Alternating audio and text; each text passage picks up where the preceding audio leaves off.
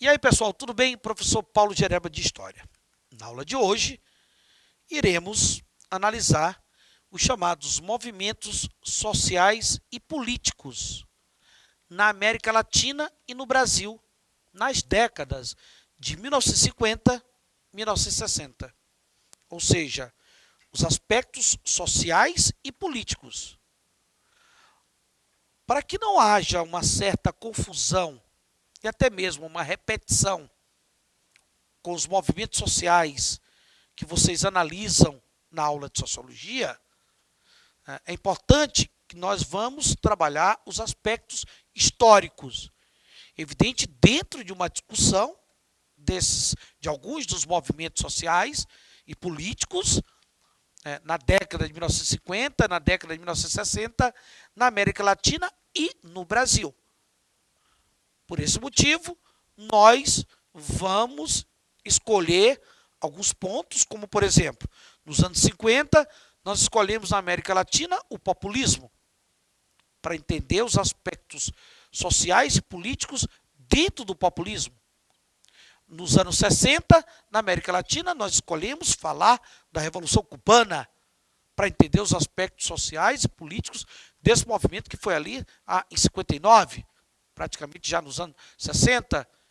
No Brasil, nós vamos discutir os principais modelos populistas dos anos 50 e do início dos anos 60, e também analisar os principais modelos políticos sociais da década de 1960.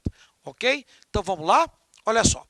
No primeiro momento, nós vamos discutir esses movimentos sociais e políticos na América Latina, pegando aqui principalmente a década de 1950. Apesar de saber que o fenômeno que nós vamos estudar agora, esse fenômeno político, ele vem desde a década de 1940, mas ele vai estar presente nos anos de 1950. É o populismo argentino. O populismo argentino, na verdade, ele é considerado o grande fenômeno político presente na Argentina, e falar de Argentina, está se falando de América Latina, na década de 1950. E quando se fala do populismo argentino, está se falando do peronismo. O peronismo, onde nós teremos duas grandes lideranças. Nós teremos a liderança do Juan Perón, e até mesmo da Evita Perón, que na verdade a mãe dos descamisados, como era chamada a Evita Perón, ela teve um papel importante dentro desse estilo de governo, como diria o cientista Francisco Belfort, desse estilo de governo presente na América Latina, que é o populismo. Ela teve uma presença constante, a Evita Perón. E o populismo peronista, o populismo argentino, uma das principais características desse fenômeno político, com certeza, foi a modernização da economia. Ele vai modernizar diversos setores da economia, setor de energia, setor da agricultura, setor de transporte, através de uma linha de pensamento político, econômico, chamado de nacionalismo econômico. Alguns autores chegam a mostrar que esse processo de modernização, apesar dele estar acontecendo, o nacionalismo econômico realizado pelo peronismo, ele vai acabar nacionalizando muitas empresas consideradas na época literalmente sucatas velhas. Alguns estudiosos chegam a fazer uma certa crítica a esse nacionalismo econômico do peronismo, apesar de sabermos que vai existir uma certa modernização de alguns setores da economia, mas dentro de uma linha nacionalista, ou seja, energia, agricultura, transporte, nas mãos do Estado ou nas mãos das empresas privadas nacionais. Uma outra coisa importante quando você fala desse fenômeno político é que ele vai atrelar o aparato sindical ao Estado. que não foi uma característica só do populismo peronista, é uma característica, inclusive, do populismo varguista. Atrelar o sindicato ao Estado é o que nós chamamos de corporativismo sindical. O corporativismo sindical. Os sindicatos vinculados ao Estado, os sindicatos não tendo autonomia, os sindicatos controlados pelo Estado, que é uma forma de despolitizar, por exemplo, as massas urbanas operárias. É uma forma de despolitizar, politicamente falando, é uma forma de controlar, de manipular essas massas urbanas operárias. Os sindicatos diretamente controlados pelo aparato estatal. Uma outra característica específica desse grande fenômeno político na Argentina, chamado de peronismo, com certeza é a perseguição violenta aos seus opositores. É uma característica bem específica do populismo argentino. Perseguir violentamente seus principais opositores. Então, esse foi um dos principais fenômenos políticos presente na América Latina. Né? Não só na Argentina, mas presente na América Latina na década de 1950. Ok? Quando se fala desses movimentos sociais e políticos da América Latina na década de 60, poderíamos dizer assim, se bem que o acontecimento foi em 1959, mas o desdobramento maior foi na década de 60, com certeza nós temos aqui a Revolução Cubana. Um grande movimento político e social presente na América Latina, aqui no final dos anos 50 e no início da década de 1960. A Revolução Cubana, que inclusive eu sugiro que vocês voltem, dêem uma olhada em uma aula nossa sobre a Revolução Cubana. Nós já falamos, temos uma aula somente sobre a Revolução Cubana. Ok? Temos uma aula somente sobre a Revolução Cubana. Dê uma olhada. Então, mais uma vez, nós estamos destacando a Revolução Cubana. Uma revolução que ela teve um caráter antiditatorial, ou seja, ela combateu um modelo de ditadura oligárquica, que é a ditadura do Fulgêncio Batista, do então presidente Fulgêncio Batista, uma ditadura que tinha, inclusive, o compromisso com o capital norte-americano, que tinha um compromisso com a concentração fundiária, que tinha um descompromisso, e não compromisso, um descompromisso, um desgoverno com o analfabetismo, porque esse analfabetismo é um desgoverno. Um desgoverno com a questão da saúde. Então, uma revolução que assumiu um caráter antiditatorial, oligárquico, porque derrubou a ditadura do Batista, e também até mesmo anti-imperialista, porque lutou contra a presença do capitalismo norte-americano dentro de Cuba. Uma coisa importante também é a presença das ações guerrilheiras. Um movimento que teve o apoio popular, apesar de ser articulado através de ações guerrilheiras, mas ele vai ter o apoio popular. Um movimento, como nós falamos, que combateu o imperialismo, que combateu a americanização da economia cubana em governos anteriores, como no governo do Fulgêncio Batista, onde os Estados Unidos controlavam, os capitais norte-americanos controlavam diversos setores da economia cubana, desde o açúcar cubano até, por exemplo, os cassinos. A Revolução Cubana, ela luta contra essa forte influência na economia cubana do processo de americanização. Repare que a Revolução, ela propõe uma nacionalização econômica, que será feita logo após a queda do Fulgêncio Batista e os revolucionários assumiram o poder. E nós temos aqui, dentro da Revolução Cubana, um movimento de lutas sociais. Existem lutas sociais dentro da Revolução Cubana. Ou seja, uma revolução que ela está lutando contra o analfabetismo, ela está lutando contra a concentração fundiária. Ela luta por reforma agrária. Ela luta contra o analfabetismo. Então, a Revolução Cubana acaba sendo um dos grandes movimentos sociais e políticos da América Latina na década aí de 1950, 60.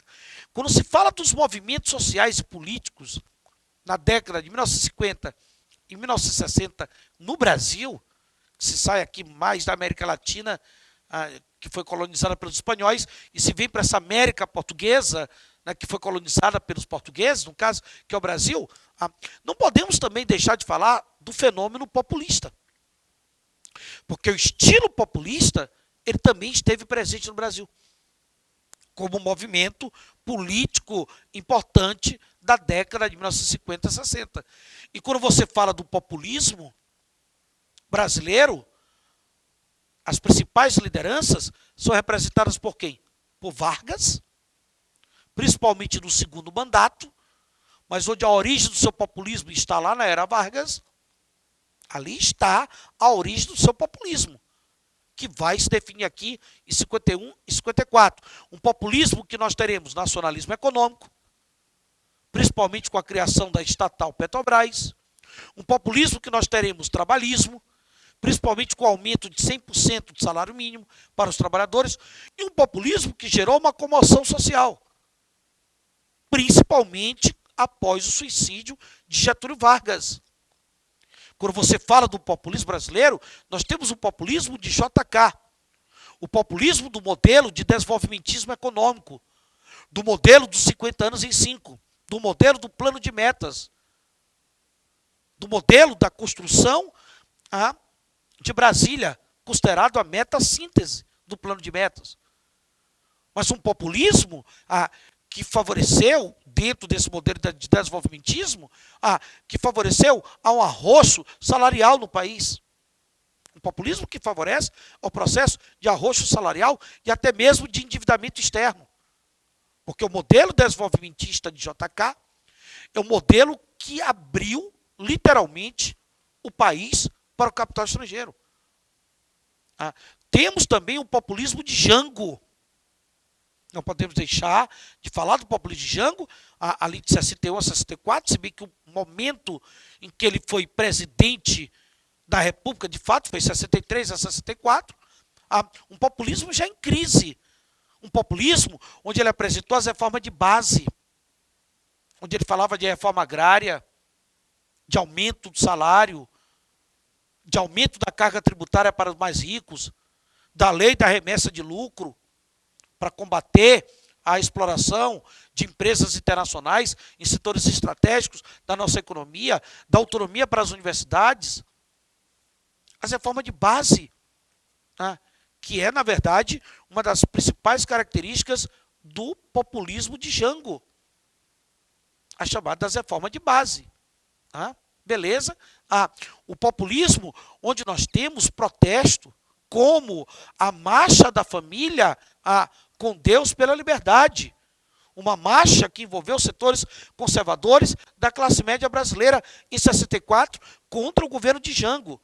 Uma marcha que acabou legitimando o golpe civil-militar empresarial de 64.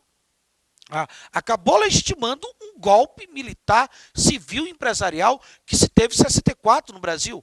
Então, falar dos movimentos sociais e políticos da América Latina e do Brasil na década de 1950 e 60 é falar do populismo, como é o caso aqui dos representantes do populismo brasileiro.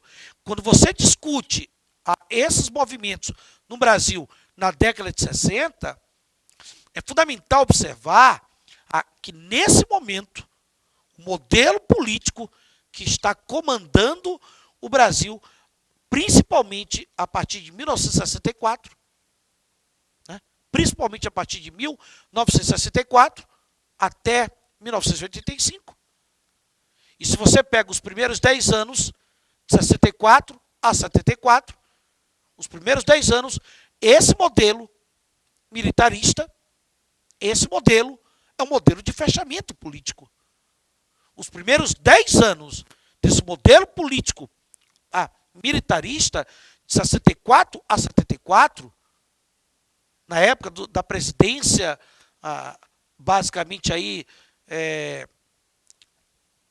do famoso Brasil ame ou deixo, que foi um momento crucial desse fechamento político, na época do Médici, antes dele Costa e Silva, certo? Antes dele, Castelo Branco. Então você tem Castelo Branco, Costa e Silva, Médici, são os chamados 3 primeiros governos militares, tá?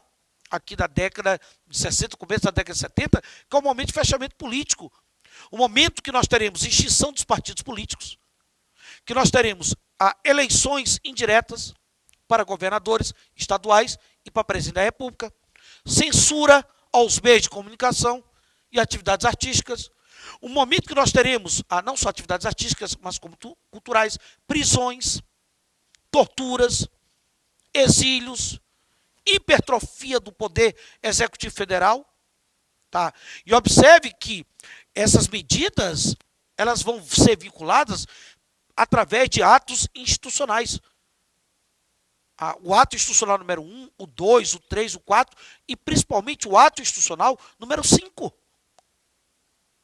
que deu hiperpoderes para o presidente da República, ao ponto dele poder fechar o Congresso no momento que quiser, decretar o estado de sítio e tirar qualquer direito constitucional de qualquer cidadão brasileiro.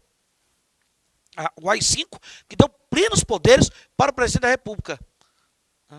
E é interessante que, na verdade, esse momento é o momento que nós teremos uma série de manifestações. Uma série de manifestações irão acontecer contra o fechamento político. E a principal manifestação, com certeza, é a passeata dos 100 mil. A passeata dos 100 mil, que vai ocorrer em 1968. A passeata dos 100 mil, que você tem principalmente estudantes, mas ali você tem artistas, você tem cristãos, progressistas, evidente. Na passeata dos 100 mil, você tem políticos, na passeata dos 100 mil, você tem intelectuais, você tem trabalhadores, você não tem vagabundos na passeata dos 100 mil. É preciso olhar que não é uma passeata apenas de estudantes. Você tem diversos setores da sociedade. Uma das maiores manifestações da história social brasileira, da época desses chamados governos civis, militares, empresariais. A passeata de 100 mil. Uma passeata que está lutando pela democracia. Uma passeata que luta contra a tortura, a censura, as perseguições, fechamento político, perda de direitos constitucionais, luta contra as eleições indiretas, contra a extinção de partidos políticos, ou seja, uma passeata que sai em favor das manifestações democráticas no Brasil. E a resposta dos governos civis, militares, para essa passeata, que ocorreu na época do Costa e Silva, a resposta do governo do Costa e Silva, qual foi? Que era apoiado por civis, que era apoiado também por empresários. A resposta desse governo militar, qual foi? A edição do AI-5. A resposta foi a edição do AI-5. O AI-5 que acabou sendo melhor utilizado, até porque Costa e Silva ele teve que sair por conta, estava doente, que foi melhor utilizado, que foi melhor aproveitado pelo governo Médici, pelo governo do ufanismo, do milagre econômico, do Brasil ou eu deixo, dos anos de chumbo, ou como diria Elió Gaspar, da ditadura escancarada, da ditadura envergonhada. Porque nós tivemos, evidentemente, um momento de ditadura. E que não foram apenas os militares. É preciso ter essa compreensão. Setores conservadores civis, empresariais, também contribuíram. Então, esse movimento não é apenas contra militares. Esse movimento são contra setores conservadores, civis, certo? E empresariais da sociedade brasileira. Ok, galerinha? Beleza? Um grande abraço e até o nosso próximo encontro.